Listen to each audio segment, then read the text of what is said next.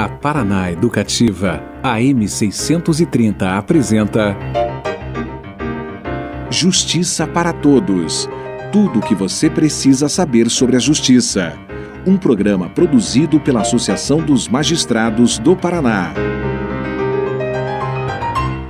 Olá, boa tarde para você ouvinte da Rádio Paraná Educativa. Eu sou Jéssica Camille Alves e começamos aqui na M630 mais uma edição do programa Justiça para Todos.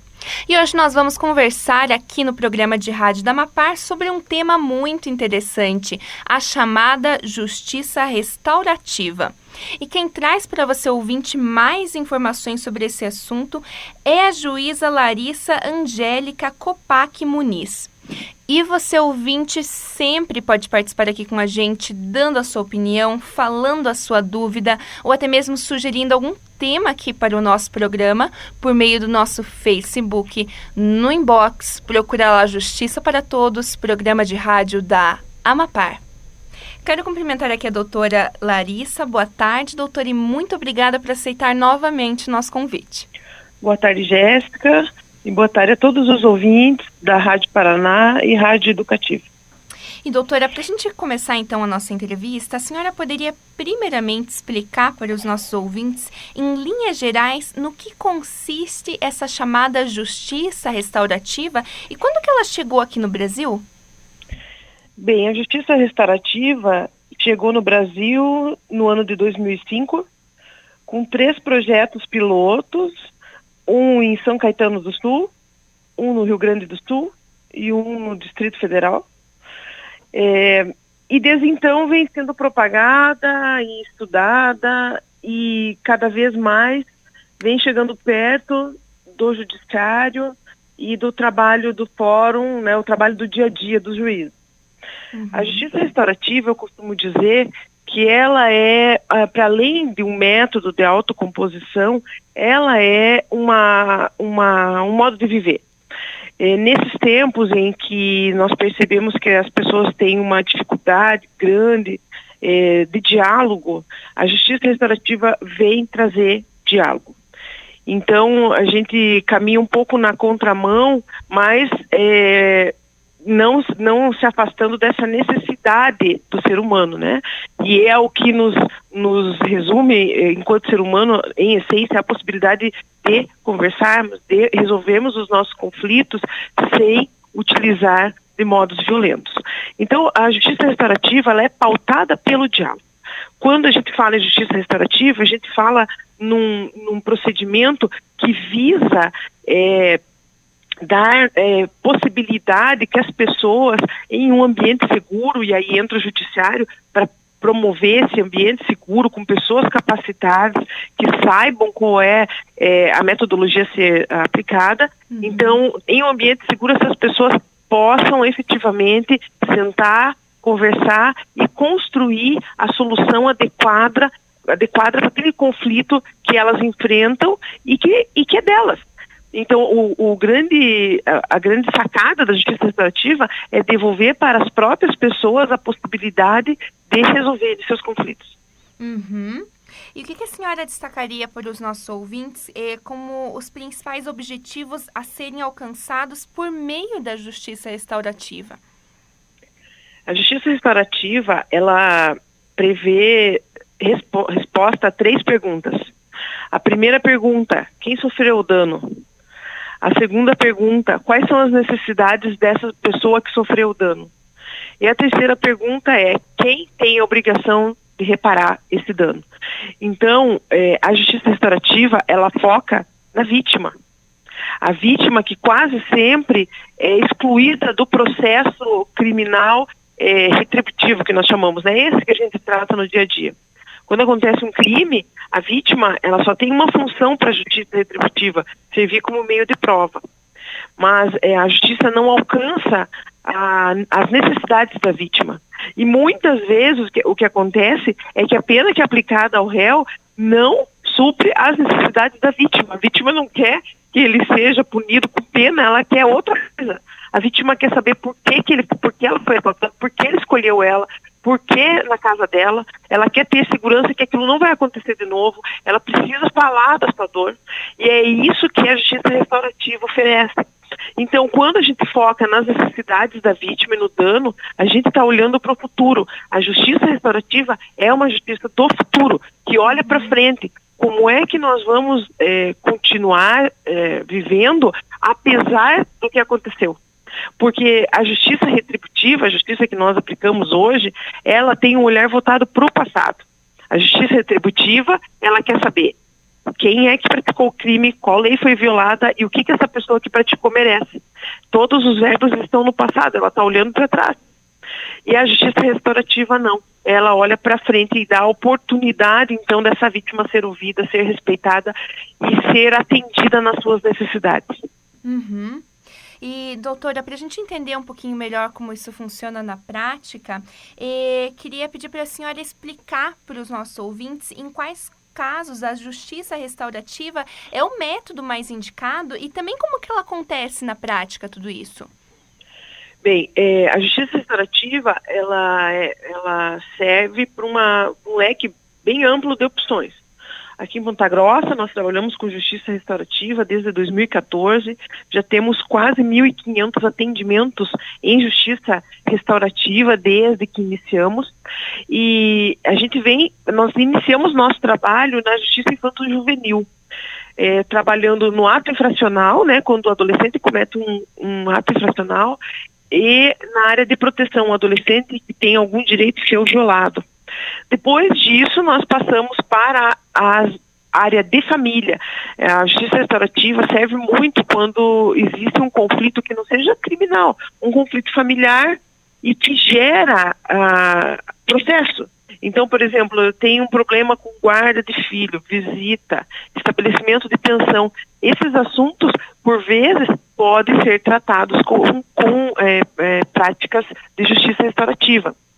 Também temos a possibilidade de atuar no crime, na área criminal, nos mais diversos crimes. Já foi aplicada a justiça restaurativa, por exemplo, em crimes de roubo, em crimes graves. A atuação bem intensa, bem forte e bem positiva na área da violência doméstica, porque a justiça restaurativa, ela prevê vínculo, ela espera que haja vínculo anterior, ou mesmo que quando não há um vínculo forte, um vínculo se faz até com o acontecimento do ato lícito. Mas no caso de violência doméstica, como o réu e a vítima têm vínculos, a gente consegue atuar bem e o índice de consenso é 100% nos casos que a gente atende de violência doméstica. Claro que existe toda uma triagem, não é qualquer caso de violência doméstica que vai para a justiça restaurativa, é só quando realmente a mulher tem condições de estar em círculo, né, com o marido. Então, a gente atua, né, em diversas áreas do conhecimento jurídico, em processos que já começaram e ainda no pré-processual, ou seja, a pessoa pode chegar no Sejusc de Ponta Grossa e dizer, olha, eu estou com uma situação assim, assim, assim, talvez ela seja encaminhada para o procedimento circular restaurativo. Na prática, acontece assim, primeiro a gente faz entrevistas individuais, tantas quantas forem necessárias com as pessoas, e depois dessas entrevistas, se a gente percebe que as pessoas têm voluntariedade, ou seja, querem participar do encontro, é marcado um dia e a gente vai então para o círculo, que é feito com 2 pessoas capacitadas, que nós chamamos de facilitadores. São pessoas que vão apresentar um lugar seguro, ou seja, deixar um espaço que as pessoas, né, que estão ali litigando possam conversar sem agressões verbais e físicas. E através de uma metodologia que nós chamamos de processo circular, a gente começa a estabelecer uma relação entre as pessoas que estão envolvidas e depois, num segundo momento, inevitavelmente se chega àquela questão que é conflituosa e as partes mesmo começam a propor o que vão decidir daquilo, qual consenso vão chegar. Então é um método bem simples, bastante simples, mas bastante eficaz. E vários servidores do nosso tribunal têm essa qualificação. Em algumas cidades do Paraná, isso já está acontecendo de maneira bem intensa no dia a dia dos fóruns. Uhum. E, doutora, nesse modelo de justiça, quem que define a reparação dos danos e como que isso é definido? A reparação do dano, ela é definida por quem sofreu o dano. Então, a vítima, ela vai dizer, olha, o que eu gostaria que acontecesse seria isso. E aí, então, nesse ciclo, que normalmente, quando, por exemplo, eu vou dar um exemplo que fica mais fácil dos ouvintes entenderem, nós tivemos um caso, a gente trabalha muito com justiça restaurativa em conflitos escolares. Nós temos aqui em Ponta Grossa uma escola, a escola Borel, que tem 1.700 alunos e que trabalha a metodologia e vem atingindo resultados surpreendentes. Então, quando, por exemplo, aconteceu uma briga na escola entre duas meninas e essas meninas se agrediram fisicamente e uma delas foi indicada como sendo a autora dos fatos.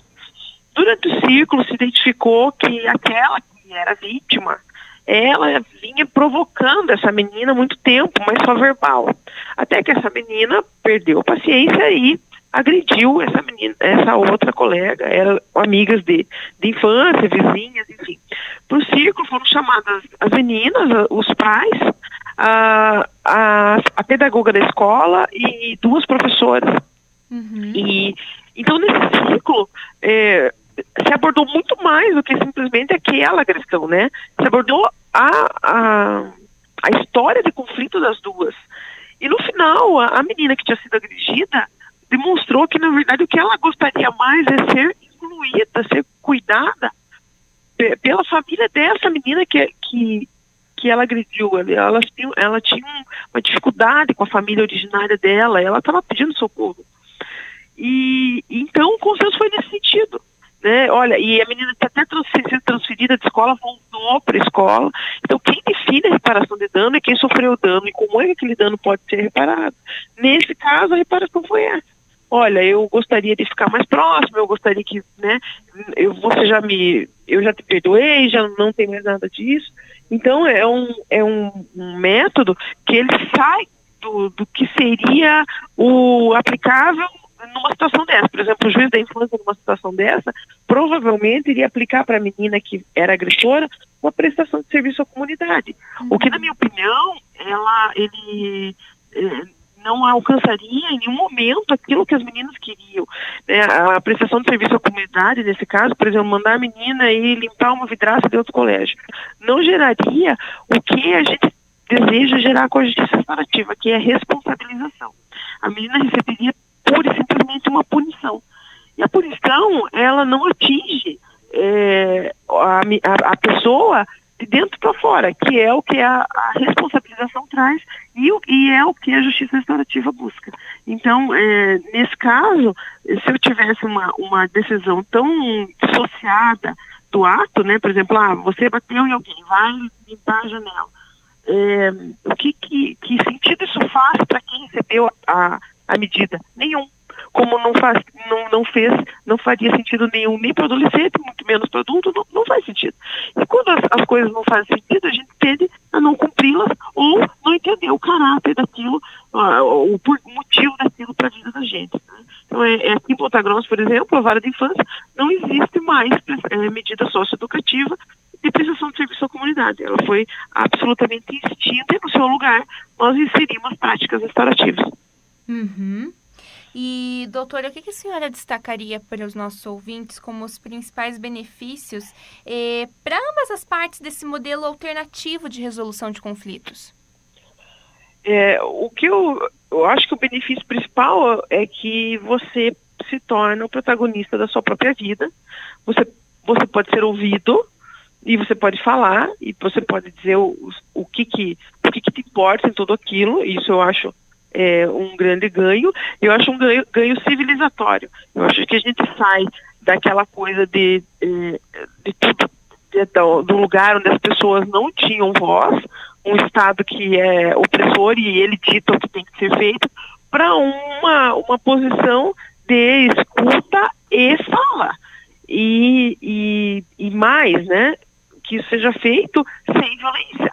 Então, para mim, a mim me parece um marco civilizatório, ou seja, uma justiça voltada para o século XXI, com métodos que correspondem ao século XXI, né, e não o olhar na Idade Média e nas penas capitais, e, enfim, uma outra forma de resolução de conflito.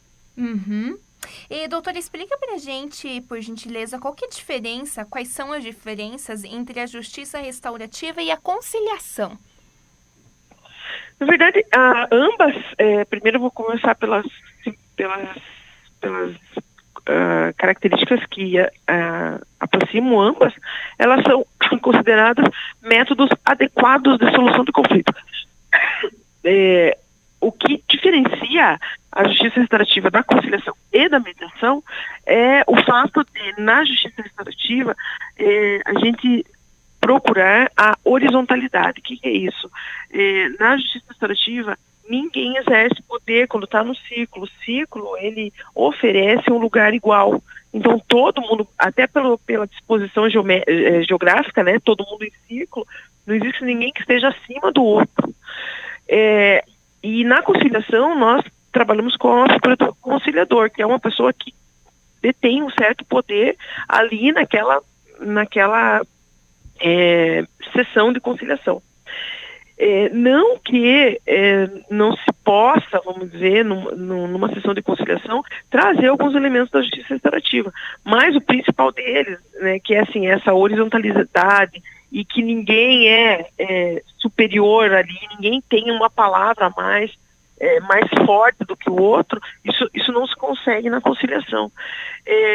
Contudo, o que se busca nos dois tipos de modelo é, ao final, o consenso, ou seja, que as partes, de alguma forma, entrem em consenso, decidam que aquilo que elas estão construindo ali é o melhor para resolver aquele conflito delas. Então, a única diferença é que na justiça restaurativa nós usamos um método específico, que é o método circular. Ou seja, na justiça restaurativa, as reuniões acontecem em ciclo e obedecem a uma metodologia. Quando você está vivendo, parece que é uma coisa muito, muito simples e que não tem método nenhum, mas tem toda uma construção teórica embasando aquilo que está sendo feito. E vale lembrar que isso vem sendo utilizado por tribunais no mundo desde a década de 70. Então não é uma novidade. Existe uma resolução da ONU de 2002 que diz aos Estados-membros, e o Brasil é signatário dessa resolução, que a justiça restaurativa deve ser aplicada preferencialmente em conflitos de todo tipo. Então, não é uma novidade que chegou sem lastro internacional, e aqui mesmo dentro do Brasil também existe um lastro institucional bem intenso. O CNJ tem uma resolução específica para isso, que data de 2016. O nosso Tribunal de Justiça tem a justiça restaurativa institucionalizada, segundo a vice-presidência, é o órgão que recebe e coordena todas as ações relativas a esse tema. Então, eu tenho certeza que é uma metodologia que veio para ficar. Uhum. E, doutora, como que a sociedade brasileira tem lidado com a justiça restaurativa? A gente tem alcançado bons resultados? Sim. A sociedade brasileira ainda conhece pouco da justiça restaurativa, os juízes conhecem muito pouco, né? A comunidade jurídica em geral ainda conhece muito pouco. Pela realidade do Paraná, a gente teve um salto quântico em 5 anos, a gente avançou muito. Hoje já podemos nos considerar um dos estados que é referência na matéria em nível nacional, que é motivo de muito orgulho para nós que trabalhamos diariamente nessa prática. E ainda se tem um pouco, né, aquela cultura do litígio, né, da briga, do processo. Uhum. E, contudo, eu acredito que a sociedade está cansada desse método, né, porque ele é caro, porque ele é demorado, e principalmente porque muitas vezes ele não atinge a eficácia que todos nós gostaríamos. Então, óbvio que existem algumas resistências, algumas pessoas querem ainda permanecer, né, naquele método autômato, onde todos os processos recebem o mesmo tratamento, onde todas as pessoas são tratadas como iguais, e a justiça restaurativa, ela tem essa coisa de trabalhar o processo de maneira artesanal. E esse é o trabalho principal do juiz, que não foi, eu digo que nós somos sequestrados desse trabalho artesanal pelas ações em massa. E hoje, por incrível que pareça, com o advento da inteligência artificial, né, e com os tribunais desenvolvendo equipamentos para que os processos de massa tenham a solução de massa, vai nos dar a oportunidade de voltar para o artesanal, que é fazer a diferença na vida das pessoas de maneira singular, ou seja, sua causa ser tratada como sua causa única. Então, a sociedade aos poucos vai observando a eficácia do método, né? Isso é um trabalho que leva tempo. Eu sempre digo, eu tenho 15 anos de carreira e eu sei que eu vou começar a ver os efeitos mais claros, evidentes da apropriação desse método pela sociedade quando eu estiver me aposentando. Mas não tem problema, eu não tenho pressa e a justiça restaurativa também não tem. Doutora, queria aproveitar e pedir para a senhora falar um pouquinho para os nossos ouvintes de como tem sido a sua experiência profissional atuando com a justiça restaurativa. Bom, então, como eu já disse no início, eu atuo com o JR desde 2014, né? E eu sou juíza aqui em Ponta Grossa há 7 anos, sou juíza há 15 anos no total. Então, quando eu comecei a trabalhar com justiça restaurativa, eu tinha 10 anos de carreira. E eu hoje estou numa competência da vara do júri aqui em Ponta Grossa, na primeira vara criminal. Antes disso, eu era juíza da violência doméstica, infância e juventude. E eu tenho muitas experiências exitosas trabalhando com justiça restaurativa. O papel do juiz na justiça restaurativa é encaminhar os casos que ele detecta uma possibilidade de atuação da justiça restaurativa aqui em Ponta Grossa para o Sejusc, e o Sejusc, então, faz os encontros circulares. E o que eu venho observando é que as pessoas que passam pelo processo circular, elas tendem a não voltar para o sistema criminal. Nós temos um projeto aqui com violência doméstica que trata os agressores, né, os autores de violência doméstica, em que o índice de reincidência é de 17%. Enquanto a média nacional de reincidência trazida pelo CNJ ultrapassa 70%. O que isso quer dizer? 70% das pessoas que passam pelo sistema de justiça, que respondem a um processo, voltam a delinquir. No caso de trabalho com justiça restaurativa, mesmo o processo seguindo, mesmo trabalhando, não é um método que substitui a justiça tradicional, ele anda para e passo com ela, esse índice cai para 17%. A mesma coisa nós vemos na vara de infância e juventude, com os adolescentes em conflito com a lei. Então, assim, eu cada dia mais confio mais no método. Esse trabalho que nós temos na escola, por exemplo, eu como juíza da infância, né, nós iniciamos lá em 2016. A escola era a escola mais violenta de Ponta Grossa. Era a escola que a polícia militar mais visitava por conta dos atos cometidos lá pelos alunos. Faz 2 anos que a polícia militar não atende o Borel em ocorrência de ato infracional. A escola, claro, não eliminou os conflitos, e não é isso que se pretende fazer. O conflito é inerente do ser humano. O que se eliminou foi a forma violenta com que esses conflitos eram tratados. Então, a escola eliminou a violência no trato.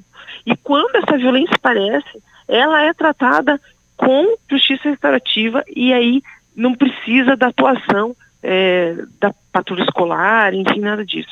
Então, a minha experiência de 5 anos me diz que é a magistratura do futuro, que é uma metodologia que veio para ficar, pela sua simplicidade e pela sua eficiência. Uhum. E algo ainda precisaria ser aprimorado, doutora, na opinião da senhora, em todo esse método da justiça restaurativa? Eu acho que aprimoramento faz parte da nossa condição de seres humanos, né? Então a gente está sempre buscando aprimoramento, né? Buscando melhorar. Então, como todo projeto, nós temos alguns passos a serem dados, né? Hoje nós trabalhamos só com uma metodologia, que é essa metodologia circular. A ideia é que a gente conheça outras metodologias, porque a justiça restaurativa ela trabalha com mediação vítima-ofensor, trabalha com conferência familiar, trabalha com círculos de sentenciamento, coisas que ainda nós não fazemos no Paraná. Mas, por exemplo, o Canadá faz. E o Canadá recentemente esteve no Paraná para conhecer, através do consulado do Canadá, para conhecer o trabalho que é feito aqui no Paraná e trocarmos experiências. Então, o aprimoramento, ele vai nesse sentido. Bom, nós já dominamos o método de ciclos de construção de paz, agora nós podemos passar para a capacitação em algum outro método que a gente entenda que seja necessário. E a ideia é que a gente possa oferecer para as pessoas que procuram o Judiciário Paranaense 3 ou 4 opções que a gente possa ver que o conflito dela pode ser encaminhado e resolvido. Então, nós já temos a mediação, nós temos a justiça restaurativa, nós temos a conciliação. Dentro da justiça restaurativa, se nós tivermos 3 métodos, nós já vamos ter 5 a 6 métodos de resolução adequada de conflito. Então, o aprimoramento ele passa por isso e passa também pela disseminação da técnica no estado do Paraná, nas diversas comarcas do estado. Hoje, aproximadamente 20 comarcas do estado do Paraná trabalham em algum tanto com justiça restaurativa. Algumas têm uma atuação mais intensa, por exemplo, Ponta Grossa, Toledo, Maringá, outras estão iniciando, posso citar Cascavel, Guarapuava, União da Vitória, e algumas ainda não têm conhecimento, mas já estão na fila, por exemplo, Cianorte, Açaí, Palmital, Pitanga. Então, o gerenciamento agora é para atender e disseminar essas práticas no Judiciário Paranaense. Doutora Larissa, infelizmente o nosso tempo acabou, mas eu quero novamente agradecer a participação da senhora aqui no programa de rádio da Amapar e até uma próxima vez. Tá ótimo, Jéssica. Eu agradeço a Amapar pelo convite, agradeço aos ouvintes, né, pela paciência e me coloco sempre à disposição para estar novamente com vocês ou mesmo para responder quaisquer perguntas que possam surgir. Obrigada, doutora. E a gente fica por aqui com o programa Justiça para Todos e voltamos amanhã às 3 horas da tarde. E, é claro, ouvinte, eu espero a sua companhia. Um ótimo dia e até lá. A Paraná Educativa M630 apresentou Justiça para Todos. Tudo o que você precisa saber sobre a justiça. Um programa produzido pela Associação dos Magistrados do Paraná.